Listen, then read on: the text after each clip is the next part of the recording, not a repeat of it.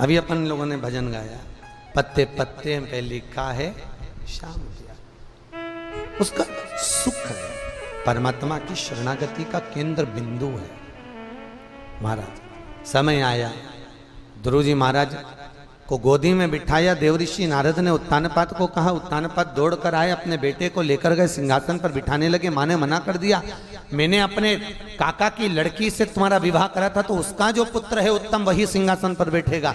उस उत्तम को सिंहासन पर बिठाया। एक दिन उत्तम आखेट खेलने गया, किसी सिंह ने उसको खा लिया। ध्रुव जी को लगा मेरे भाई को यक्षों ने मारा है। यक्षों के साथ में युद्ध हुआ, यक्षों के साथ में। और जब युद्ध हुआ, आकाशवाणी हुई, इन यक्षों को मत मारो, तुम्हारे भाई वैकुंठ में विराजमान, इसको मत मारो।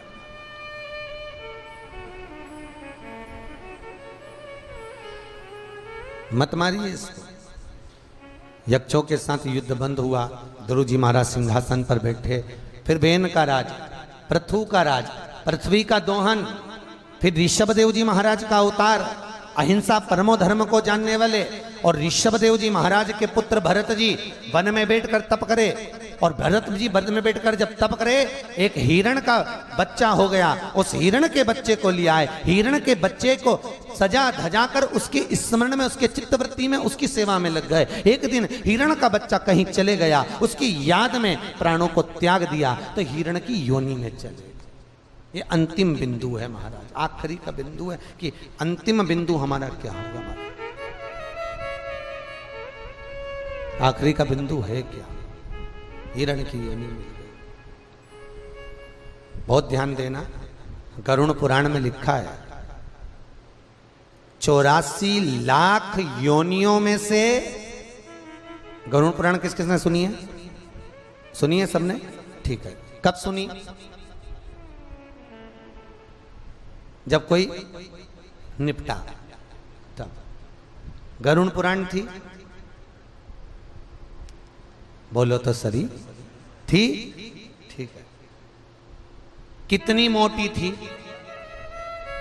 जिस पुराण को तुमने सुना वो कितनी मोटी थी? इतनी पतली सी। ठीक है। 18,000 श्लोक श्रीमद् भागवत कथा में हैं, वो इतनी मोटी है। और गरुड़ पुराण में 19,000 श्लोक हैं। इससे थोड़ी तो और ऊंची होना थी। कितनी देर सुनी? आधा घंटा, 1 घंटा हो गई उतने में पूरी? नहीं, वो गरुड़ पुराण का प्रेतंक है, जिसको पंडित जी ने किसी के मरने पर बाचा है। वो गरुड़ पुराण नहीं है, मात्र गरुड़ पुराण के 5वें अंश का प्रेतंक है। महाराज थोड़ा रिटर्न बढ़ाइए। 5वें अंश का प्रेतंक, गरुड़ पुराण के 5वें अंश। पर वो गरुड़ पुराण नहीं है। गरुड़ पुराण को सुनने के लिए कम से कम 9 दिन चाहिए, और कम से कम 4-4 घंटा प्रतिदिन चाहिए। और जिंदगी में मौका मिले तो एक बार गरुड़ पुराण जरूर सुनो। लोगों ने तो भ्रम पैदा कर लिया कि कोई मरता है तब सुनते हैं, कोई मरेगा तब सुनते। ये कहाँ का भ्रम है कि मरे हो तब गरुड़ पुराण सुनो। और आजकल एक नया फैशन हो गया, लोग मरते हैं उसके बाद गीता जी बजवाते हैं। कोई बॉडी पड़ी हुई है तो उसके माथे पे बैठ के गीता पढ़ रहा है। अरे भैया, कौन से शास्त्र में लिखा है कि गीता मरे हुए को जगाती है? गीता सोते को जगाती है। जो बुद्धि से सो गया, जो अज्ञानता से सो गया, उसको गीता जगा रही है। पर गीता मुर्दे को जगाने का विषय नहीं है। गीता मुर्दे को जगाने का क्रम नहीं है।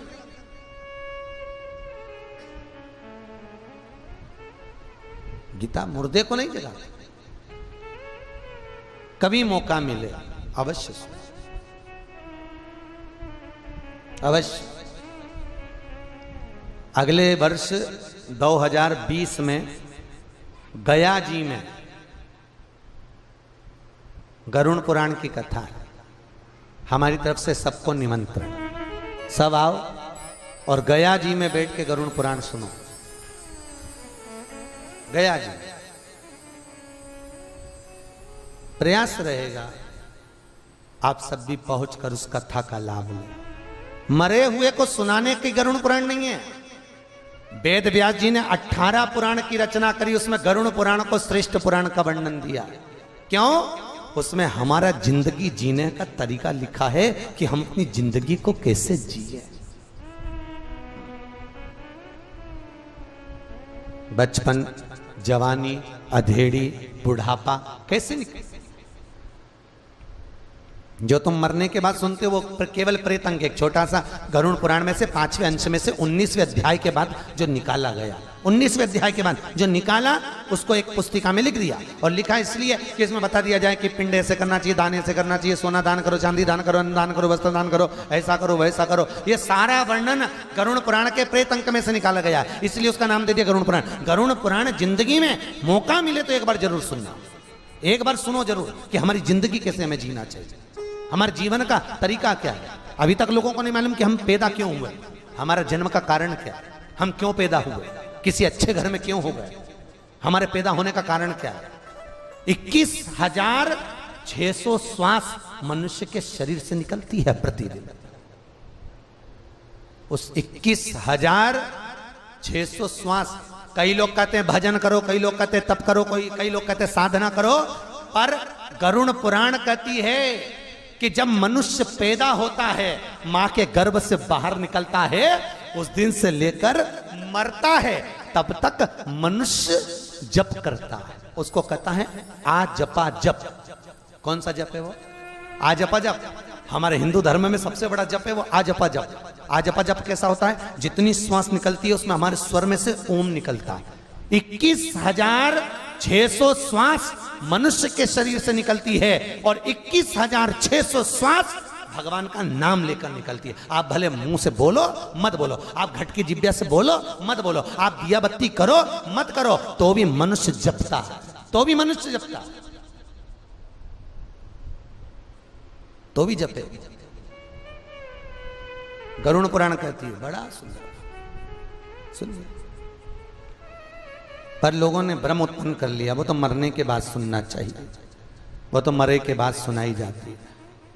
जो मरे के बाद करना चाहिए वो पहले कर रहे हैं, जो मरने के बाद करना चाहिए वो पहले, और जो पहले करना चाहिए बाद में। आज के जमाने में नया फैशन चल गया, स्वर्ण सीढ़ी। कौन सी सीढ़ी? स्वर्ण सीढ़ी।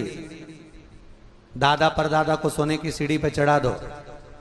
गरुड़ पुराण का तीसरा अंश कहता है स्वर्ण सीढ़ी कब चढ़ाई जाती थी? जब बुढ़ा बुढ़ी मरते थे, उनके पर पोते के हाथ से जब अर्थी पर बांधा जाता था तो सीधे पांव में सोने की सीढ़ी अंगूठे में बांधकर शमशान तक भेजा जाता था। स्वर्ण सीढ़ी का नियम है गरुड़ पुराण। सोने की सीढ़ी को अंगूठे में बांधकर शमशान तक भेजा जाता था। शमशान के अंदर जब स्वर्ण सीढ़ी जाती थी, चिता पर जब लेटाते थे, वस्त्र उतारते थे, आभूषण उतारते थे, उस समय सोने की सीढ़ी को उतारते थे। और वो सोने की सीढ़ी ब्राह्मण नहीं लेता था, क्योंकि मरे का दान ब्राह्मण नहीं लेता, तो वो बहन बेटी को दी जाती थी। आज भी सोने सीढ़ी बहन बेटी को दी जाती है, आज भी। और वो स्वर्ण सीढ़ी का भोजन ब्राह्मण नहीं करता था, इसलिए घर में बहन बेटी आती थी, वो स्वर्ण सीढ़ी का भोजन करती थी। पर आज के जमाने में लोग जीते जी डोकरा डोकरी को सोने की सीढ़ी चढ़ा दे और निमंत्रण पत्रिका छपा के सबको बढ़वा दे, और बड़े बड़े लोग भी वो मरे का भोजन खा के आ जाए। स्वर्ण सीढ़ी का भोजन मरे का भोजन है, मृत्यु भोज। उसके बाद भी लोग सोने की सीढ़ी चढ़ रही है, अम्मा चलो। अम्मा से मंदिर की 4 सीढ़ी चढ़े नहीं जा रही, सोना की सीढ़ी चढ़ने चली, सोना की सीढ़ी।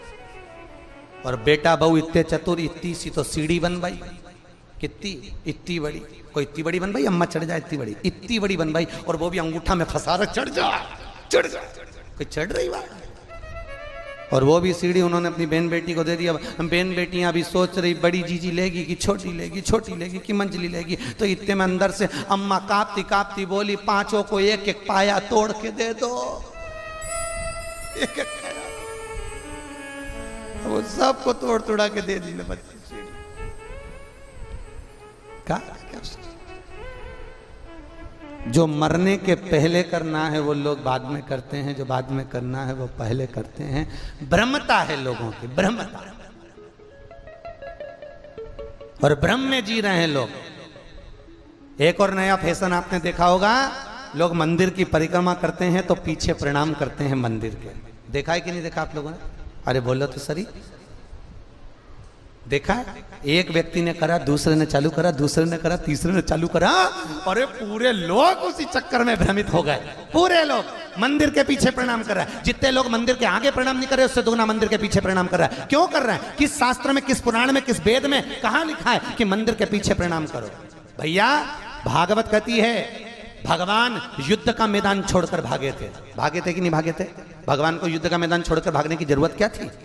ब्राह्मण सैनिक के कपड़े पहनकर आए थे, साथ में काल्यावन आया था। भगवान उन ब्राह्मणों के चक्कर में नहीं भागे, भगवान काल्यावन के चक्कर में भागे। तो दाऊ जी ने पूछा कृष्ण भाग क्यों रहा है?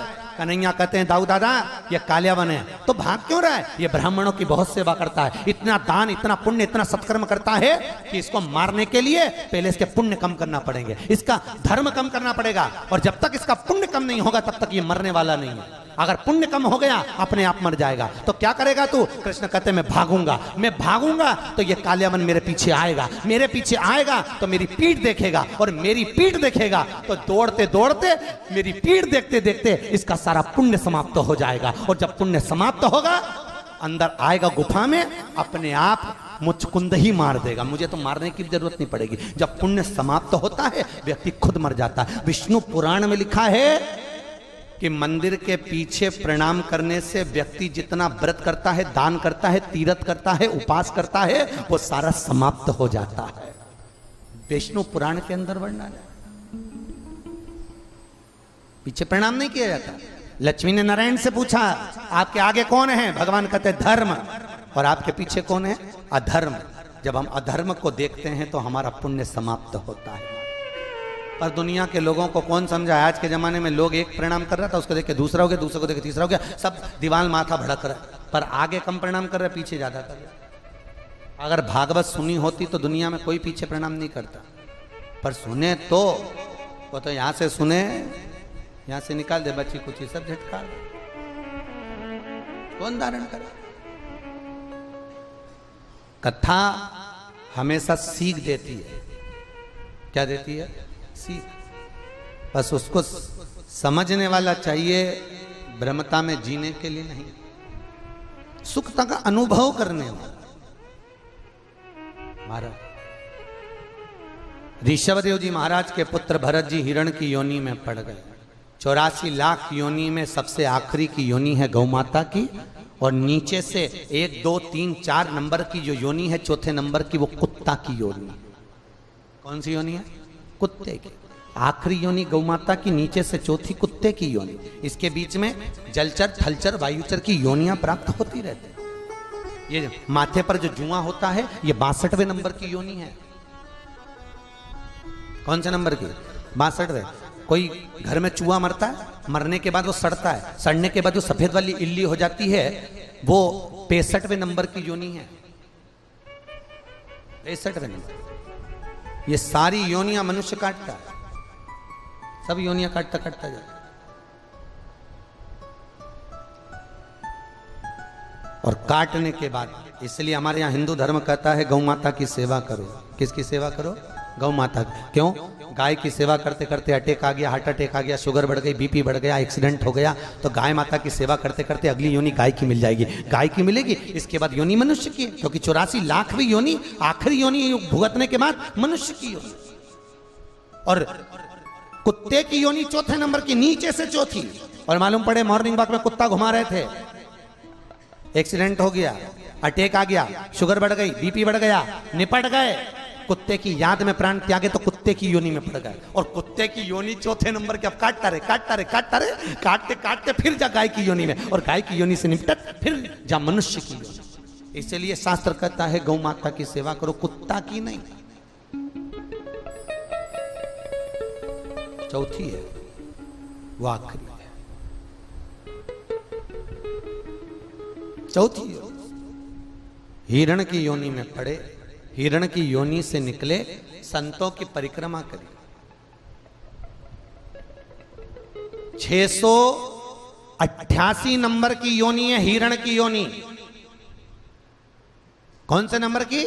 688 नंबर की योनि हिरण की योनि जो भरत जी पढ़े थे, अब उस हिरण की योनि से छूटे वापिस मनुष्य देह मिल गई। ये एक आश्चर्य की बात नहीं है क्या?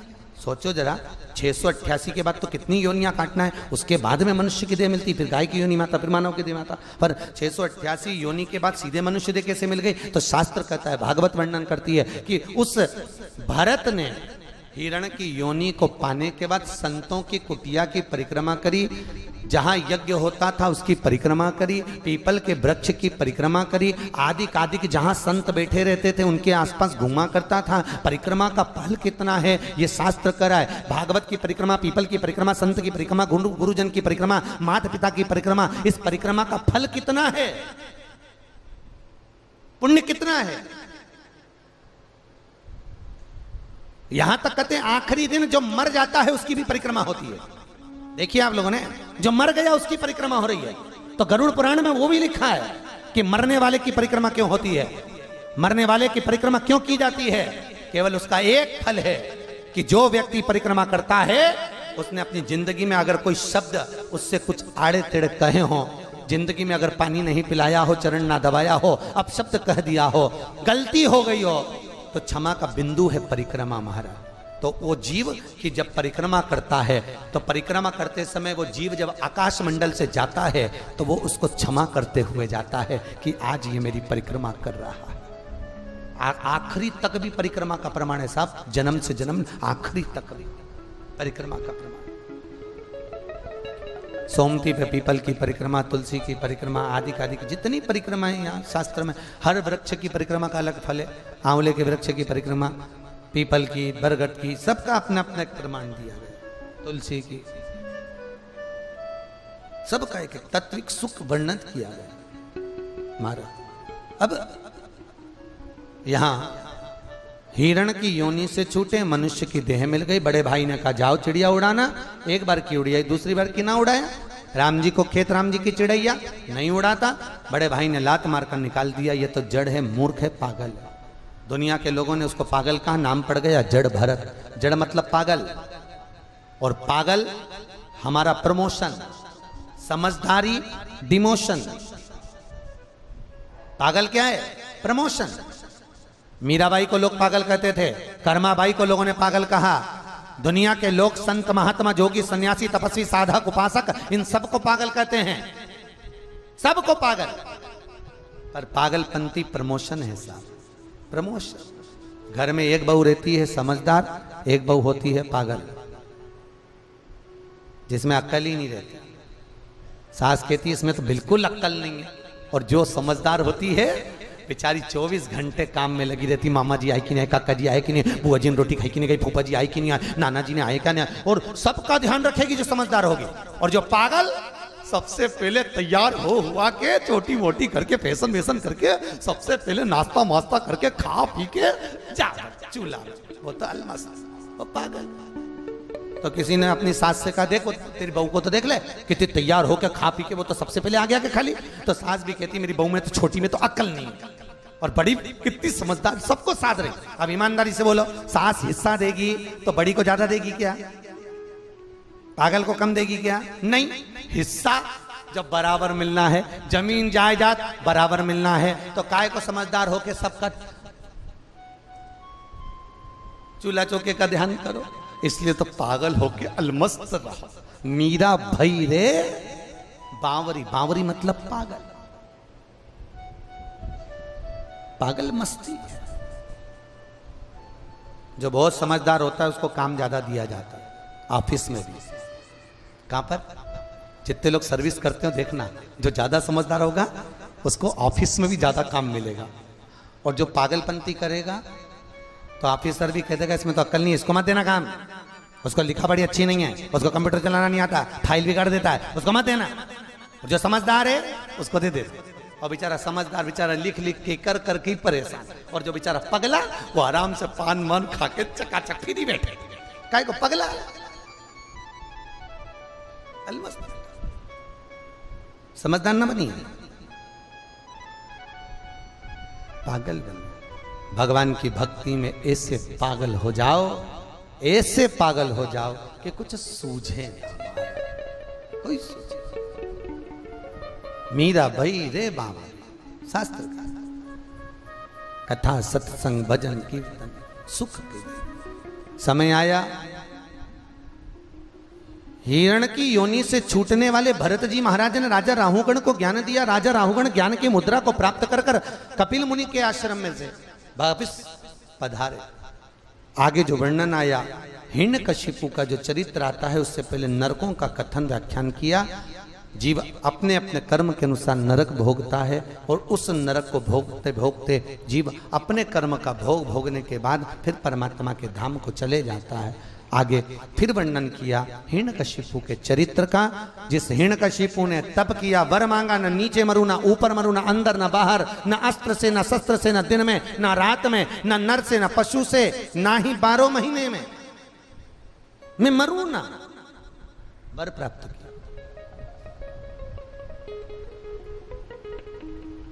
वर दिया, तथास्तु भगवान विष्णु कहे। ब्रह्मदेव बोले तथास्तु। घर गया, धर्म पत्नी को देखा तो धर्म पत्नी नहीं है। कहां गई? इंद्र ले गए। इंद्र के यहां गए तो नारद जी ले गए। नारद जी ने हिरण्यकशिपु की पत्नी को इतना ज्ञान दिया, इतना ज्ञान दिया कि हिरण्यकशिपु की पत्नी के गर्भ में जो बालक था वो ज्ञानी उत्पन्न हुआ।